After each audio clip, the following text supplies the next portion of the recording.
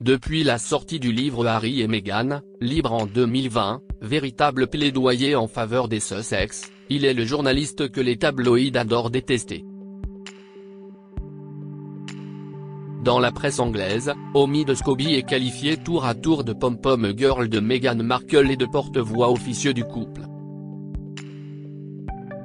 Son nouveau brûlot baptisé Fin de règne, disponible en France ce 1er décembre, ne devrait rien arranger. Dans cet essai, le journaliste de 42 ans s'interroge sur l'avenir de la couronne et tire à boulet rouge sur le prince William, qualifié notamment de petit soldat au sang chaud. Charles III en prend également pour son grade, Omi de Scobie ébruitant la vis de conseiller qui estimait qu'il n'avait ni le cran, ni la vision pour écrire cette nouvelle page. Loin du tumulte londonien, le journaliste nous a accordé un entretien par téléphone le 23 novembre dernier depuis Los Angeles. Interview réalisée avant le scandale des noms révélés. Note de la rédaction. Nous avons tenté de savoir qui il était et comprendre ses motivations. Qui est Omi de Scobie? Omi de Scobie est un journaliste de 42 ans, né au Royaume-Uni d'un père écossais et d'une mère iranienne. Il a fait ses classes au Magdalen College puis à la Cherwell School d'Oxford. Il intègre par la suite le London College of Communication. Quand j'ai terminé l'université, j'ai travaillé pour le magazine britannique de Celebrity Hit. Malheureusement, pendant que je travaillais pour ce magazine, j'ai été confronté à beaucoup de racisme de la part d'un de mes patrons. J'ai fini par me plaindre et quitter l'entreprise, nous confie-t-il. Une mauvaise expérience qui laissera des traces. Celui qui a toujours rêvé d'écrire pour les médias américains, son père a beaucoup voyagé à New York quand il était enfant, commence à travailler en freelance pour l'hebdomadaire américain Us Weekly. Satisfait de son travail, l'équipe lui propose d'ouvrir un bureau à Londres. J'ai réalisé que je me sentais plus à l'aise dans l'environnement des médias américains. Il y a plus de diversité dans les bureaux, souligne-t-il. Depuis 2010 et les fiançailles de Kate Middleton et du prince William, le journaliste britannique suit les moindres faits et gestes de la famille royale. Je pense que le palais appréciait vraiment d'avoir une publication américaine très positive sur leur travail et nous nous concentrions sur des choses différentes de celles des tabloïds. Après Us Weekly, Omi de Scobie collabore notamment pour le Harper's Bazaar, ABC News ou encore Good Morning America. L'arrivée en 2016 de Meghan Markle au sein de la famille royale va bouleverser sa carrière. Comment a-t-il rencontré Meghan Markle? De leur première rencontre à la Fashion Week de Toronto en 2015, Omi de Scobie ne garde que très peu de souvenirs. J'aimerais avoir plus de choses à dire à ce sujet, pour être très honnête. Je ne me souvenais de rien jusqu'à ce que la relation entre Meghan et Harry soit révélée au grand jour, explique-t-il. Il l'avoue, à cette période, Meghan Markle est connue grâce à la série Suits, mais n'est pas une personnalité de premier plan.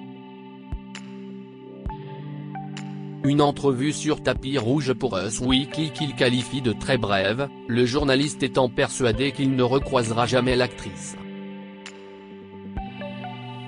Mais en 2016, quand la nouvelle petite amie du prince Harry fait la une des médias, Omi de Scobie active son réseau.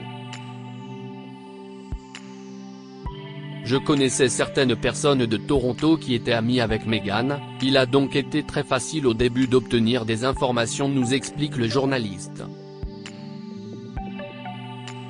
Des connexions très vite dénoncées par les tabloïds. J'aurais aimé être ami avec elle, car cela m'aurait facilité la vie. Je n'aurais pas eu à parler à 20 personnes pour obtenir une information. Justifie-t-il. Quels sont vraiment ses liens avec les Sussex? La question est régulièrement posée, et une nouvelle fois, la réponse fuse, je ne suis absolument pas leur ami, souligne Omid Scobie. Le journaliste se dit frustré de voir toujours les mêmes titres le concernant, porte-parole des Sussex ou encore Pom-Pom Girl des Sussex. Il s'insurge contre une différence de traitement de la part de ses confrères. Lorsqu'un journaliste écrit des articles sur William ou Camilla, personne ne dit « il a dû déjeuner avec Camilla hier » ou « il a dû parler au téléphone avec William ».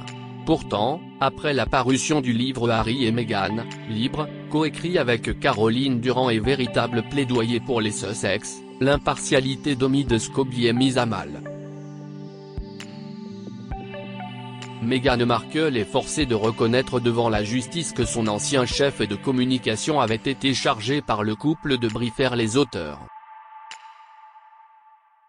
En ce qui me concerne, j'ai toujours été très honnête sur le fait que le palais nous avait aidés à écrire ce livre, rétorque-t-il, si est tout à fait normal lorsqu'on écrit une biographie royale. Pourquoi a-t-il écrit son nouveau livre, intitulé Fin de règne? Ce 1er décembre, sa nouvelle enquête baptisée Fin de règne est disponible en France. Omid Scobie questionne l'avenir de la couronne et met à jour les dissensions qui déchirent la famille royale. D'après lui, Elisabeth II a toujours eu une vision très large de ce qui était bon pour l'institution et ne s'est jamais préoccupée d'elle-même. Lorsque je regarde les actions, les comportements et les faux pas des autres membres de la famille royale, du prince Andrew au roi Charles en passant par le prince William, je ne vois pas la même représentation de la morale, des valeurs et de l'éthique, explique Omid Scobie. S'il estime que ce n'est pas la fin de la monarchie, il la juge aujourd'hui en danger, redoutant qu'elle devienne une attraction touristique. Pour écrire cet essai, le journaliste britannique nous a confié avoir fait appel à bon nombre de contacts noués au fil de sa carrière. Il y a des gens qui travaillent au palais depuis des années, des gens qui ont travaillé au palais, des personnes qui entourent Harry et Meghan et qui font partie de leur monde, et de toutes les personnes qui gravitent autour d'eux, explique le journaliste. Et même d'autres sources privilégiées. Je dirais aussi, tout en protégeant leurs identités, que j'ai eu de l'aide de certains autres journalistes qui couvrent la famille royale britannique, précise-t-il, des gens qui ont senti qu'ils ne pouvaient pas compromettre leur position, mais qui avaient des informations à partager. Où en sont ses relations avec les Windsor et les Sussex? Sans surprise, à la sortie de son premier livre en 2020, les liens se sont tendus avec la famille royale. Pendant 10 mois, Kensington Palace ne m'a pas permis d'assister à des engagements, le prince William, estimant que je n'étais pas digne de confiance, m'a tenu à distance, révèle-t-il. Les relations se sont nettement apaisées par la suite, avec l'arrivée d'un nouveau chef de la communication. Pour l'heure, Omid Scobie l'affirme, il est toujours en contact avec le palais et reste en bons termes avec l'équipe des Sussex. Rien n'a changé. Installé pour quelque temps à Los Angeles, le journaliste étudie les différentes opportunités qui s'offrent à lui. Mais de son propre aveu, le temps où il suivait tous les jours les engagements de la famille royale est désormais révolu. Crédit Photo, agence.